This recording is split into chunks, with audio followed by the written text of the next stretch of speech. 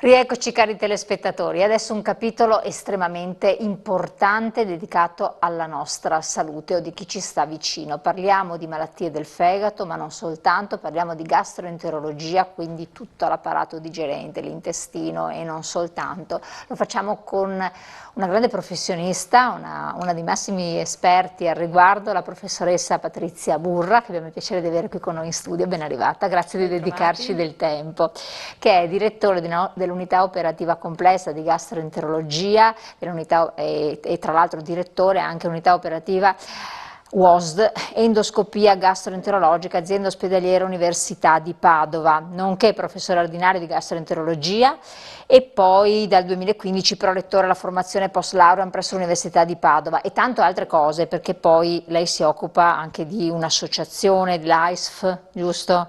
Per i giovani che devono dedicarsi alla cura, allo studio delle malattie del fegato, insomma è sempre iperimpegnata. Allora, proprio due parole di spiegazione per i nostri telespettatori. Lei lavora all'azienda ospedaliera Università di Padova, Sì, in ospedale a Padova, in ospedale a con Padova. un'equipe bella strutturata di diversi professionisti. Sì, esattamente così. Diciamo che il nostro gruppo è abbastanza articolato, nel senso che abbiamo una unità di gastroenterologia, abbiamo una unità di endoscopia gastroenterologica, quindi endoscopisti, e una unità di trapianto multiviscerale. Quindi sono tre unità che si intersecano perfettamente in termini di attività clinica. E con la stessa sede, quindi anche gli studi medici, siamo tutti quanti assieme, il reparto convoglia i malati di tutte queste specialistiche, più la piastra endoscopica permette di svolgere le attività endoscopiche di una di queste unità. Per quello è un interesse globale, cerchiamo di coprire la gastroenterologia con i problemi dei pazienti a 360 gradi. Incominciamo con quelle che sono le preoccupazioni un po' più frequenti. Da una parte abbiamo il fegato e dall'altra abbiamo invece i problemi, le malattie gastroenterologiche, che anche lì si dividono in vari gruppi, diciamo. Il fegato, importantissimo, vitale, però si ammala abbastanza di frequente, dati alla mano o no? Il fegato è un organo che ha una potenzialità incredibile di rigenerazione, cioè la capacità che ha il fegato una volta che soffre per qualche insulto ha una capacità rigenerativa notevole, tuttavia arriva ad un certo punto in cui non riesce a far fronte esattamente a quelli che sono gli insulti, e i più comuni che noi abbiamo come malattie del fegato sono ancora l'alcol, quindi le bevande alcoliche. L'abuso di bevande alcoliche rappresenta ancora nella nostra regione il problema che porta al numero più elevato di malati che si ricoverano. La seconda categoria sono le malattie virali, e nonostante vi sia un progetto che viene svolto dall'azienda ospedale Università di Padova insieme alla Regione del Veneto sulla ricerca del sommerso per l'epatite C, quindi per eliminare anche quei casi di epatite C che sono ancora nascosti, ancora ne troviamo, quindi nonostante i nuovi farmaci antivirali che sono assolutamente molto efficaci e molto sicuri, abbiamo ancora cluster, dei gruppi di persone che sono positivi. Poi abbiamo l'epatite B, che grazie alla vaccinazione è stata sicuramente ridotta la sua incidenza, ma che riprende in qualche modo ad aumentare quando abbiamo l'immigrazione, perché negli altri paesi la vaccinazione non è stata obbligatoria contro l'epatite B come in Italia, e quindi questa variazione noi la possiamo notare. E poi abbiamo quella che viene considerata da noi per fortuna ancora una malattia contenuta, ma che se usciamo in altri paesi, se andiamo negli Stati Uniti, è ormai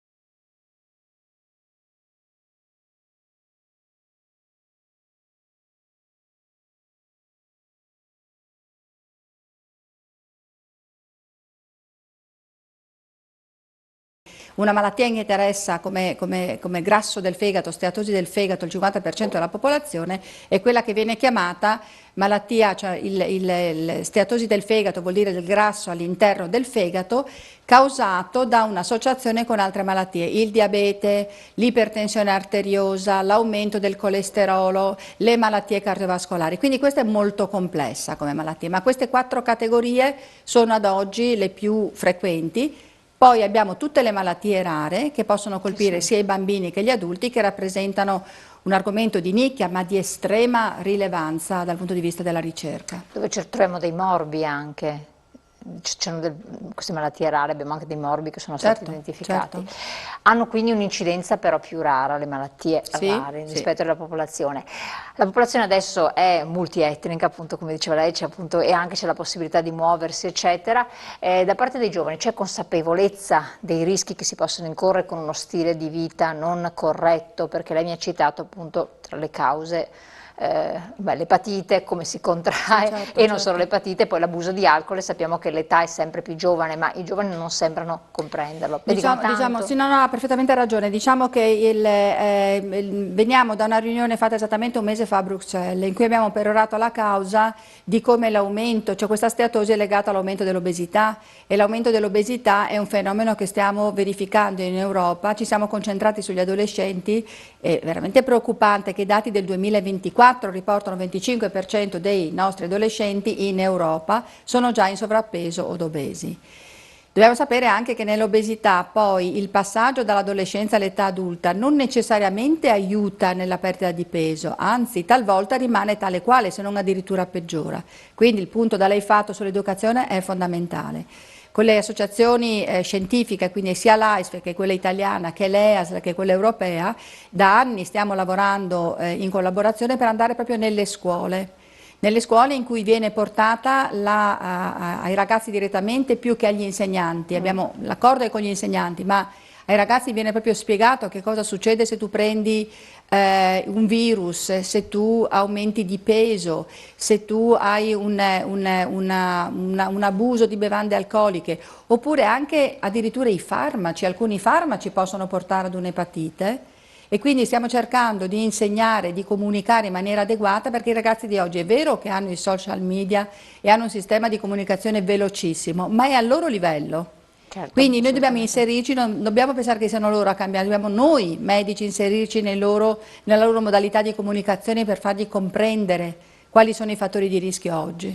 L'epatite è ancora pericolosa? L'epatite è, diciamo, sempre pericolosa, nel senso che alcune forme di epatite sono subdole.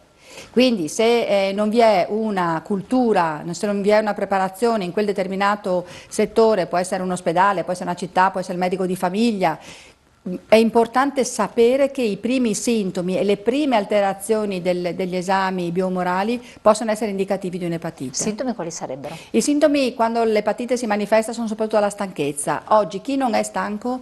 Quindi se uno confonde il caldo con la stanchezza da caldo, uno confonde la stanchezza perché ha dormito poco, quando invece potrebbe essere una stanchezza dovuta a delle alterazioni, ecco che allora lo specialista individua gli altri sintomi o segni che gli permettono di avere il sospetto che ci sia qualcosa che non va, e fa fare degli esami del sangue che purtroppo nella maggior parte dei casi confermano il sospetto diagnostico.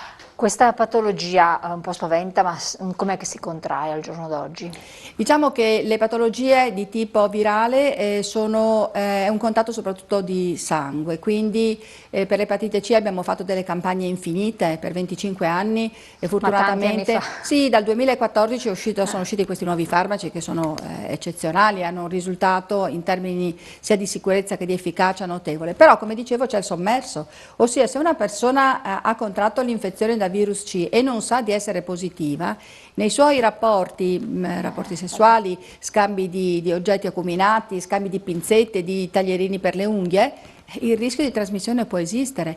In alcune comunità in cui il rischio è più alto, ad esempio nel carcere, ad esempio per persone che fanno abuso di sostanze stupefacenti, quindi ci sono delle comunità che sono già a rischio di per sé, nelle quali purtroppo aumenta il rischio dell'infezione da virus B, da virus C, da HIV, quindi le forme virali purtroppo aumentano in alcune comunità in cui esiste già di per sé il rischio di contrarre infezioni. Lei diceva ci sono dei farmaci che sono molto potenti, molto efficaci, speriamo che non abbiano controindicazioni No, per il lungo sono lungo usati ormai, termine. sono 10 anni, quindi... Come viene compromessa la funzionalità del fegato? Viene compromessa perché il fegato è un grande laboratorio, quindi da una parte ha la capacità di sintetizzare, sintetizza le proteine, gli ormoni, quindi deve sintetizzare. Da un'altra parte invece deve metabolizzare ed eliminare le sostanze. Quindi noi ci accorgiamo dalla mancanza di equilibrio di questi due fattori, principalmente. Qualche malattia può dare di più uno di questi aspetti, altre malattie possono colpire entrambe le funzioni del fegato, però diciamo che un esame del sangue oggi ti indirizza già su quali di queste malattie puoi avere, poi in collaborazione con i medici di medicina generale chiaramente si fa un secondo livello in cui ad esempio un'ecografia, ad esempio l'elastrometria che ha sostituito negli anni la biopsia epatica ci porta già ad un secondo livello di diagnosi, quindi la possibilità anche di intraprendere la cura il prima possibile. Ecco, quando parliamo di fegato c'è sempre grande tensione, grande un po' stress perché preoccupa in ogni caso, per quanto sia un organo che si rigenera abbastanza rapidamente, però possono esserci anche delle forme tumorali. Esattamente. C'è un aumento dell'incidenza dei tumori al fegato e c'è una cura? Diciamo che il tumore purtroppo tradizionale, anche se la parola non è del tutto corretta, del fegato si chiama epatocarcinoma, l'abbiamo sempre conosciuto, viene diagnosticato di più ed è aumentato negli ultimi anni perché? Perché per la prima volta stiamo osservando che questo tumore si forma nella malattia del fegato dove abbiamo la steatosi, anche se il fegato non è ancora diventato cirrotico, e questa è una novità, ossia per 50 anni abbiamo studiato l'epatocarcinoma sul fegato con la cirrosi, da alcol, da virus B, da virus C, da forme colestatiche, autoimmuni ed altro. Ora, di fronte a questa nuova malattia, che è una malattia chiamiamola metabolica, purtroppo si sta osservando che si può formare il tumore su un fegato che ha, tra virgolette, soltanto del grasso all'interno. Addirittura? E questa è solo ed esclusivamente di questa malattia, ci sta allarmando tantissimo perché sì. non sappiamo nemmeno se dobbiamo fare uno screening per il tumore a tutti, quelli che sono obesi o quelli che hanno il diabete, quindi l'allarmismo è nostro che come società scientifiche di vari tipi di società, gli endocrinologi, i diabetologi, certo, i cardiologi, gli epatologi, stiamo cercando di trovare un comportamento comune. Certo, ma quando viene diagnosticato, perché è una cosa anche abbastanza frequente, ho sentito diversi casi, anche di persone che tutto sommato non sono obese, però il fegato grasso, un po' steatosico appunto. Steatosico è la parola giusta. Sì. Esatto, allora c'è da preoccuparsi. Diciamo che noi insistiamo molto sulla prevenzione e quindi l'attività fisica, cambiare gli stili di vita, un'alimentazione che sia corretta e dobbiamo cominciare assolutamente, questo è quello che abbiamo detto a Bruxelles ai nostri europarlamentari, che peraltro erano in cinque si sono presentati, quindi siamo stati molto contenti, che abbiamo bisogno del sostegno dell'Europa a tutti i livelli per intervenire nell'età adolescenziale. Non possiamo pensare... Quindi subito, perché se il 25% vuol dire numeri altissimi. Un bambino su 4. Sono numeri molto molto alti. Sono numeri molto alti. Sto pensando anche, vabbè, ai casi del diabete, di persone di una certa età, poi ci sono molte signore anche in post-menopausa o menopausa che ci seguono e quindi anche per le donne è un rischio. Per le donne è un rischio, diciamo che la donna che non è in menopausa è protetta dagli estrogeni. Ossia noi vediamo la stessa malattia e se seguiamo le donne della stessa età rispetto all'uomo, ma sono fertili, diciamo fattore di rischio identico, sviluppano meno fibrosi del fegato. Ad un certo punto entrano in menopausa, c'è una fase di passaggio in cui resta abbastanza simile e poi perso l'effetto protettivo degli estrogeni, nella seconda fase della menopausa arrivano ad avere lo stesso rischio di fibrosi, di epatocarcinoma dei maschi. Quindi perdono la protezione proprio degli estrogeni. E quindi grande controllo anche qui, prevenzione, quindi si apre un capitolo diverso da quello normalmente dopo la conosciuto. menopausa, esattamente. Esatto, quindi per le persone anziane, insomma, perché, tra virgolette, insomma, cominciano ad essere anziane, dovete stare molto attente. Allora, dottoressa, dopo vediamo se tornare ancora sul discorso del fegato, però voglio affrontare anche le altre questioni che sono molto interessanti, malattie gastroenterologiche, croniche. Quali sono? Diciamo che le più comuni in un reparto di gastroenterologia negli nostri ambulatori sono quelle che sono chiamate malattie infiammatorie croniche dell'intestino, sono conosciute come malattia di Crohn e come colite ulcerosa. Questi termini sono abbastanza conosciuti anche sì. perché ci sono delle associazioni di pazienti ben organizzate che aiutano sia nella diagnosi che nella cura che nel diffondere la cultura per una prevenzione di alcuni fattori di rischio, ad esempio può essere il fumo, per predisporre alcuni esami quando c'è una familiarità per queste malattie. Quindi questo è un ambiente particolarmente interessante come clinica, come assistenza ma anche come ricerca. I farmaci che sono stati scoperti, diciamo, in questi ultimi 10 anni sono effettivamente molto più potenti di quelli che avevamo una volta perché agiscono sul sistema immunitario. Stiamo parlando di 10 anni, quindi vuol dire insomma poco tempo fa. Poco tempo fa questi di questa sì. generazione che è un sì. sono dei farmaci che agiscono sul sistema immunitario, sono veramente molto potenti, sono assolutamente efficaci, bisogna fare attenzione chiaramente alla selezione dei pazienti, mentre fino a 10-15 anni fa esistevano sempre gli stessi farmaci e si controllava la malattia. A mio avviso quello che è importante è che noi dobbiamo rispondere come reparto di gastroenterologia ad una richiesta da parte della popolazione in cui si può sospettare la presenza di una colite, sospettare la presenza di una malattia di Crohn, in modo che non ci siano dei ritardi di diagnosi, che abbiano la possibilità, cioè che il paziente venga valutato nel suo insieme, quindi l'intestino vuol dire organizzare una colonoscopia, la localizzazione della parte alta del nostro apparato digerente vuol dire organizzare una gastroscopia, ci possono essere dei collegamenti, alcune malattie intestinali si collegano al fegato, ecco ad esempio, sì. Allora in questo caso lo specialista della nostra unità sa richiedere anche un'ecografia del fegato, perché questa può essere una malattia come la colangite sclerosante che guarda caso si associa alla colite ulcerosa. Quindi sono questi gli aspetti che fanno di una struttura come la nostra una struttura avanzata in questo senso, perché cerchiamo di considerare il paziente nella sua interezza. Ecco, Quindi non prendere in soltanto il carico. singolo sintomo è curato solo quel sintomo, ma cercare di vedere se quel sintomo è un campanello d'allarme per qualche cosa di più sistemico. Ecco, dal punto di vista della diagnostica, al di là magari dei sintomi che magari lei ci può spiegare quali possono essere, l'ecografia è un po' inquadra in generale già la situazione, una persona dice ma io ho fatto un'ecografia poco tempo fa, risultava che sia alta e bassa, cioè alto addome, basso addome, cioè tutto a posto, sono tranquillo, è così oppure no? Allora io penso che bisogna evitare il rischio di fare degli esami che non servono, cioè non dobbiamo pensare che ognuno di noi debba sottoporsi ad una serie di esami perché ne sente parlare o perché l'ecografia ci permette di guardare all'interno, ci vuole un'indicazione, quindi anche in questo senso l'indicazione dello specialista o del medico di medicina generale che conosce tutta la storia del paziente, allora in quel caso si indirizza verso la richiesta di un'ecografia dell'addome superiore o dell'addome inferiore, ma con una richiesta, con un quesito preciso, non che uno decida di fare l'ecografia, certo. Perché se non hai dei fattori di rischio di epatopatia è diverso rispetto alla mammografia, è diverso rispetto alla visita ginecologica annuale che fai nei giovani o la ricerca certo. dell'HPV, cioè dobbiamo identificare quali sono le categorie a rischio come genere, quindi sesso, maschio o femmina e soprattutto come età. E quindi in base a questo intraprendere e familiarità, quello che noi ci portiamo dietro come non è l'eredità ma in qualche modo una predisposizione da parte dei nostri papà, mamma, nonni, nonna su alcune malattie. Questo va considerato, cioè il peso della genetica è importantissimo in alcune malattie. Ecco, è un peso della genetica anche nelle malattie autoimmuni, parliamo di celiachia. Assolutamente sì, assolutamente sì, la celiachia è un'altra malattia che rientra nella sfera delle malattie immunomediate in qualche modo, stanno aumentando perché è molto più attento il medico che è specialista e che sa che cosa vuol dire la celiachia nel ricercare nelle varie fasce di età. La celiachia non è unica, c'è la celiachia che compare nei bambini che ha alcune manifestazioni. Il pediatra gastroenterologo sa benissimo che se un bambino ha dei difetti di crescita e un po' di mal di pancia, sicuramente va a cercare gli anticorpi per vedere se ha la celiachia. Nell'adulto la donna tipica di 50 anni che magari è un po' pallida perché è un po' anemica, ha sempre mal di pancia quando mangia la pizza, lo specialista identifica subito che magari è un'intolleranza, ma in primis deve escludere che ci sia una celiachia. E così con gli esami del sangue. Con gli esami del sangue, con la ricerca di anticorpi e poi con la ricerca genetica.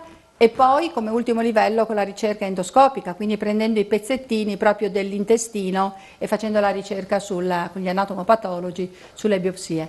Ma anche nell'anziano può esserci una manifestazione della celiachia nell'anziano, quindi io penso che l'evoluzione di una specialità come la gastroenterologia in questi ultimi 30 anni sia stata proprio questa, di affrontare, come dicevo prima, nella sua complessità il paziente con i disturbi.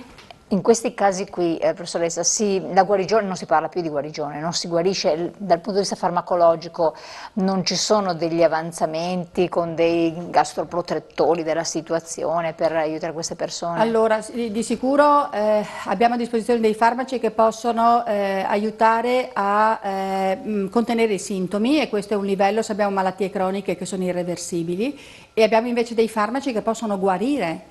Quindi quello che dicevo prima, cioè le terapie che adesso sono disponibili per le malattie infiammatorie croniche intestinali, hanno una potenzialità di guarigione che non esisteva fino a 20 anni fa. Ma guarire non di celiachia, guarire La celiachia deve essere osservata per tutta la vita. Però magari si possono riformare i villi. La celiachia, se lei abbiamo una buona aderenza alle indicazioni mediche, quindi si fa una dieta cosiddetta agglutinata, sicuramente ogni 5 anni si fa una valutazione nell'insieme per valutare se abbiamo un superamento del danno della mucosa con l'appiattimento dei villi. E quindi abbiamo un ambulatorio dedicato, peraltro, una professoressa che lavora nel nostro centro, si chiama Fabiana Zingone, che è responsabile anche proprio del centro a livello regionale, e questo ha portato al richiamo di molte diverse persone, ormai sono circa 500 le persone che ruotano nell'ambulatorio, in cui tutto è organizzato in modo che abbiano la diagnostica e la terapia adeguata e il follow up negli anni. Anche questo è fondamentale, quindi una specie di presa in carico delle persone. Deve essere così. Ecco, l'esodo deve essere così. Io adesso mutuo quanto chi ci ascolta e dice: ma a me, io sono magari proprio di Padova e tutto, non è successo così. Come faccio a entrare in questa presa in carico? Questo è un argomento delicato. Io penso che la Regione Veneto abbia dedicato veramente tanti sforzi per cercare di eliminare le liste d'attesa, e penso che i risultati, proprio il governatore Zaia lo aveva detto anche in una delle ultime occasioni in cui abbiamo parlato di sanità nel Veneto, e sicuramente è di esempio come Regione. Quindi questo si è manifestato con un impegno da parte dei medici, da parte degli infermieri, delle OS, da parte del personale anche amministrativo, quindi il messaggio è stato univoco. È chiaro che c'è un po' di fatica se siamo in una situazione della sanità, ad esempio per le infermiere, in cui non riusciamo ad avere il personale come numerosità adeguato.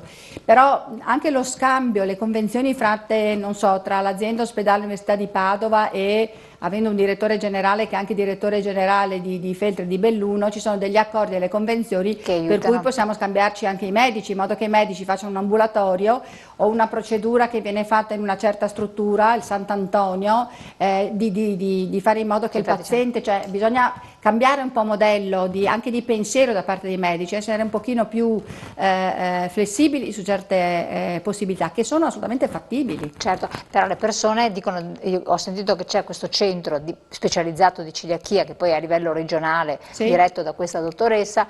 Come si faccio ad entrare in questo centro? Perfetto, allora innanzitutto ci sono le associazioni dei pazienti che sono molto attivi.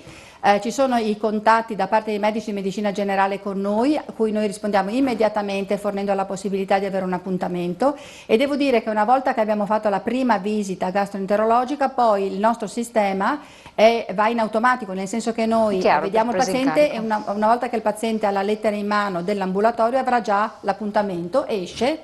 E noi abbiamo già un'agenda esclusiva, diciamo, in cui può prenotarsi la visita 3 mesi dopo. Quindi lo fa in diretta nella stessa visita. Perfetto.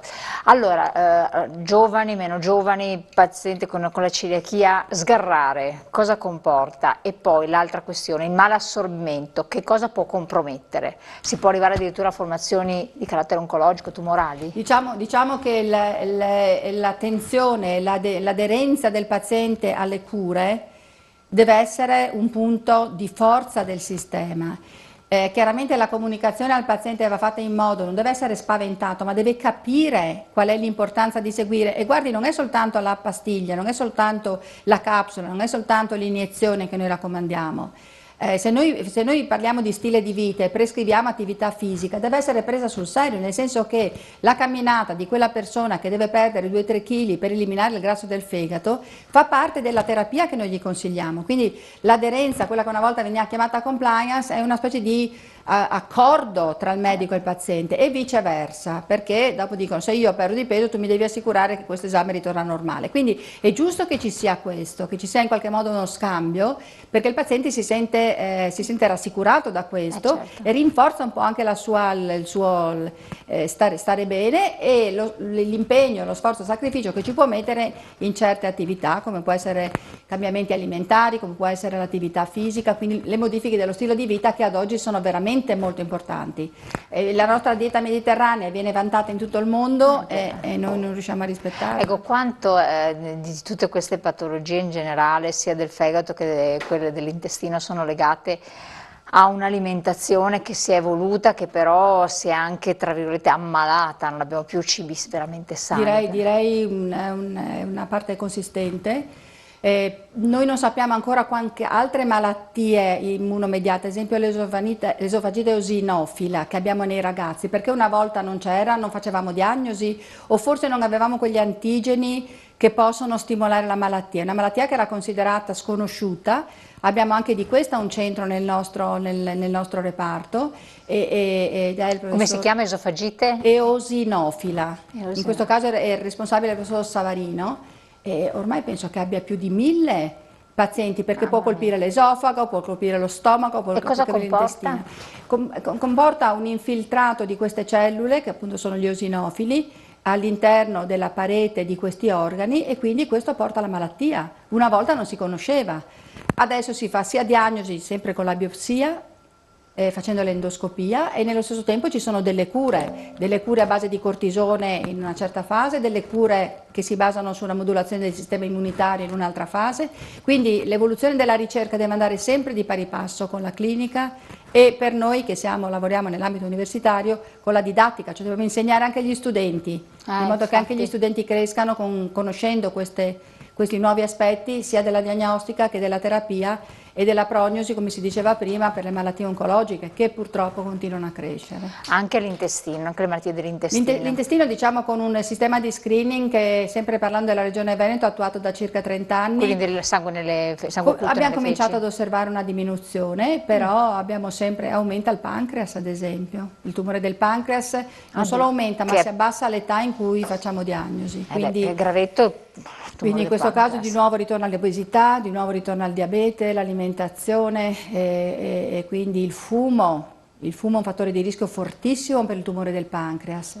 Come vede, stiamo cercando anche in questo, con una collaborazione molto forte sia con gli oncologi che con i chirurghi, di cercare di intervenire il prima possibile, però la diagnosi precoce, grazie agli endoscopisti, è quella che ci permette di accorgerci di tumori piccoli che possono essere operati dal chirurgo. Ecco, nel caso del pancreas si può intervenire fino a che punto? Si può intervenire quando il tumore è piccolo e soprattutto quando non ha interessato i vasi, perché se il tumore silente, subdolo, si è allargato un pochino, anche di dimensioni non sconvolgenti, ma che è entrato nel sistema venoso, in quel caso purtroppo il rischio che ci siano cellule che stanno circolando e che quindi diano lesioni secondarie è molto alto. Lei prima aveva citato il seno, tumore al seno, purtroppo anche quella è una pandemia, perché veramente sì, c'è tantissima diagnosi, quindi emerge con più facilità, poi ci saranno fattori ambientali. C'è una correlazione tra alcuni tumori all'intestino, al fegato, con il tumore al seno, perché molte volte ci sono delle diagnostiche. Ci sono delle associazioni, in generale. Quello che può predisporre sono delle mutazioni, quindi noi dovremo conoscere la genetica. La genetica non si può fare in tutti, quindi noi abbiamo dei geni che purtroppo predispongono a delle forme di tumore che possono essere anche in diversi distretti. Poi abbiamo, in base alla cosiddetta la linea germinale, ci sono dei tumori che sono più vicini perché nell'embrione si formavano, cioè derivano dallo stesso foglietto, diciamo, dell'embrione. Certo. Quello è una derivazione genetica. Altri invece sono delle associazioni. Questi purtroppo in alcuni pazienti esistono per la presenza di mutazioni geniche che li predispongono a diversi tumori. Quindi prevenzione. Prevenzione, i fattori di rischio che possiamo eliminare, perché come dicevo non possiamo fare lo studio genetico a tutta la popolazione, ma su dei fattori in cui sappiamo che il fumo, l'obesità, il diabete, l'alimentazione, tutto questo pesa su diversi tipi di tumore, è chiaro che non possiamo non tenerli in considerazione. Professoressa Burra, lei è stata straordinaria in questa carrellata generale, non siamo riusciti ad andare addentro a certe tematiche di cui anche vi occupate perché il tempo non è sufficiente, magari lo faremo ancora in proseguo. Molto volentieri. Ci farà molto piacere. Molto volentieri. Grazie a voi telespettatori di averci seguito, naturalmente buon proseguimento, buona serata.